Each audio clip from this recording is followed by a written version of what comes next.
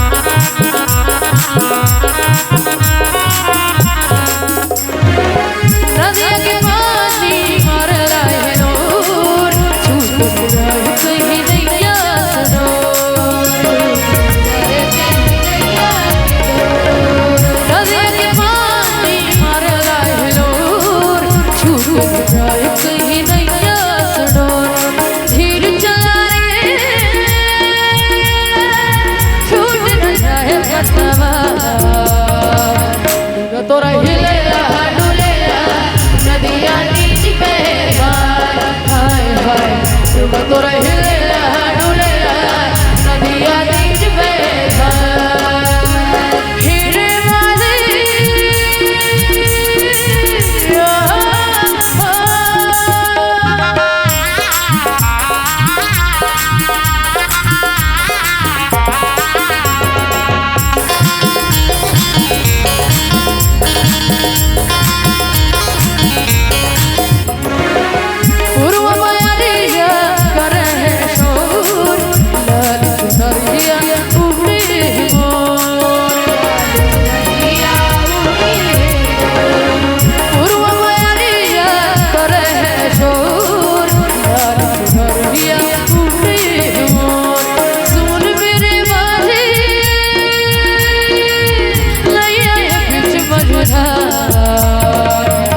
तोरा हिलेला डोलेला नदिया तेज बहे धार हाय हाय तुम तोरा हिलेला डोलेला नदिया तेज बहे धार हिरे वाले ले चल नदिया के पार तुम तोरा हिलेला डोलेला नदिया तेज बहे धार हाय हाय तुम तोरा हिलेला डोलेला नदिया तेज बहे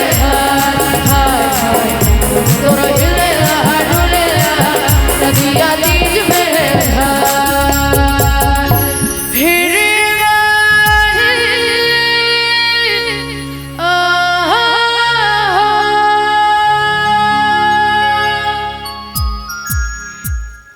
बोलिए सियावर रामचंद्र की जय।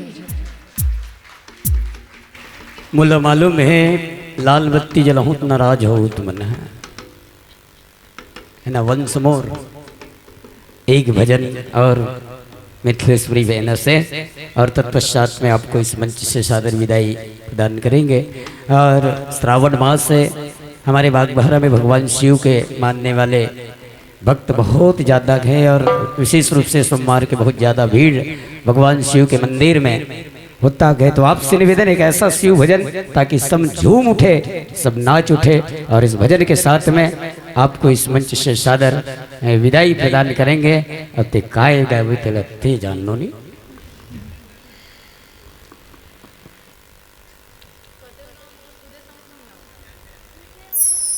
और इसके तुरंत पश्चात में तैयार रहेंगे आज के अंतिम मानस परिवार श्री विश्राम मानस परिवार। बागबाहरा झारा कहेंगे तो उचित रहेगा या झारा बागबाहरा कहेंगे तो उचित रहेगा। आप सभी से निवेदन है अंतिम तक बैठेंगे। आइए एक भजन और बहुत बढ़िया झुमा देने वाला जो भी भजन है आप सुनाइए। अंतिम भजन तो दे थन बसरते अब अंतिम भजन दे थन तेखर कारण थोड़ा आजकल जो चलत है वैसन ढंग से दे थन। और एकर पहली वाला भजन मतलब 2-4 ठा नौ ऑप्शन रहती तब फिर क्लासिकल असन देते। तो आप मन अन्यथा जन लहू एमन उहिच चुइच वाला गाथे ऐसे मत कर काबर ऐसे बात नहीं कि जो भजन गावो तेल हम ही मन गात हन ऐसे बात बिल्कुल नहीं रहा। काबर जो चलत है वो गाना मल्ला और कई झन गा डाले रहते। तो आप मल्ला आज झूमना है, ताली बजाना है और मोर साथ में सहयोग घलोक देना है।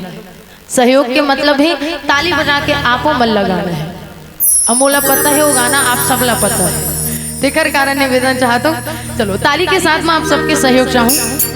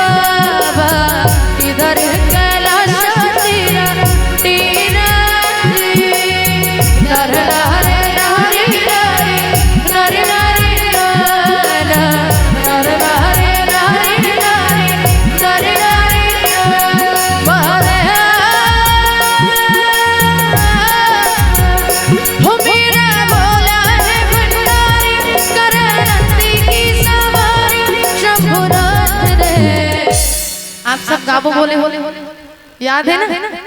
चलो चलो चलो ताली बजा के गाना घलो खे मैं चेक करा था कौन कौन गा थे कौन कौन नहीं गा थे और जनी गई थे लेके एक जन खड़े करा गवाने हो मेरा भोला है भंडारी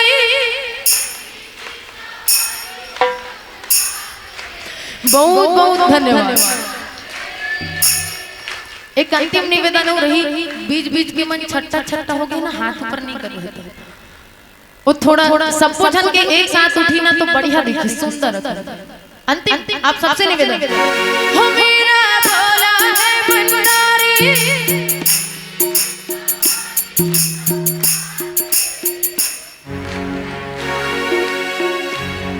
क्या अच्छा वहां आखिरी डांस नहीं आता ना हो मेरा भोला है भंडारी शंभुनाथ रे ओ शंकर नाथ रे ओ शंकर नाथ रे, ओ मेरा भोला है भंडारी, करे नंदी की सवारी, सब जय हो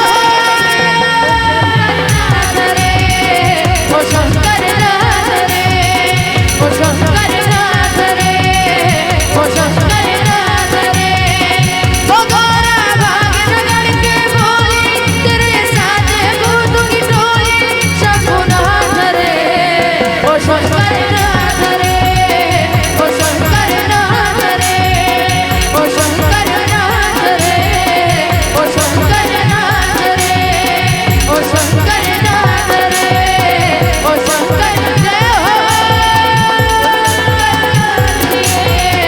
ओ शंकर नाथ रे। बोलिए शिव शंभु महाराज।